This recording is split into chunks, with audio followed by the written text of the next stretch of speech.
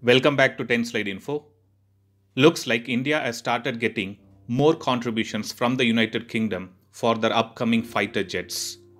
In one of my videos, I provided details on Indian Air Force upcoming medium-weight fighter getting the mid-air refueling probe components from the United Kingdom as well. Not just that, even the ejection seats are coming from Martin Baker of the same United Kingdom. Martin Baker Aircraft Company Limited is a British manufacturer of ejection seats and safety-related equipment for aviation industry. The model which is being used in these advanced variants of Tejas is Martin Baker 16.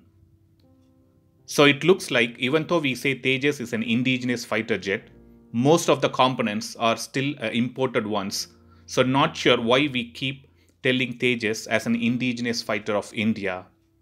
We are still dependent on other countries for engines, radar, sensors, the ejection seats, the refueling probe, the laser pod, and also for the helmet-mounted display.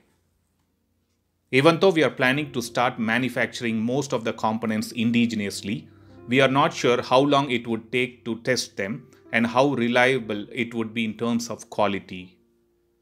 India should start spending more time on making these vital components first and then design a fighter, or else stop calling Tejas an indigenous fighter.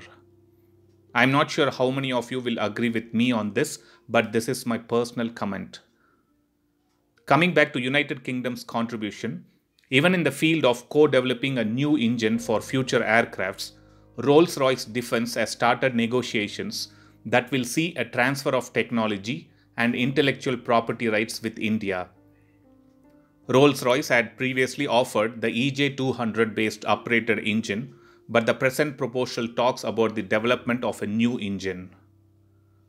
Again, with the phase India normally goes, even if India selects Rolls-Royce, it will again take 7 years to develop the new engine, and it is said that the AMCA Mark I would be used as a test bed to validate the new engines. It is also said that the new engine would be planned with more thrust and power so that it can be used for future AMCA programs as well. There are more demands for engines, and the same needs to be manufactured for all the 3 fighter jet programs in 30 years, but it is still pending on deciding which foreign partner would be helping the engine development. Even though General Electric and Pratt & Whitney are also offering options, India would not be going for these manufacturers. The reason why India might not go for General Electric or Pratt & Whitney engines is due to the hesitation of core technology transfer to India. Both the companies backed out from giving India its intellectual property rights to its core technology. So this was a quick video to highlight the dependence of Tejas on the United Kingdom and other countries for major components. There is nothing wrong in this as long as India is able to manufacture these planned fighters on time with good quality items and help the Indian Air Force in boosting the squadron strength. Thanks for watching. I'll upload another video with a new defense update or an aviation update later.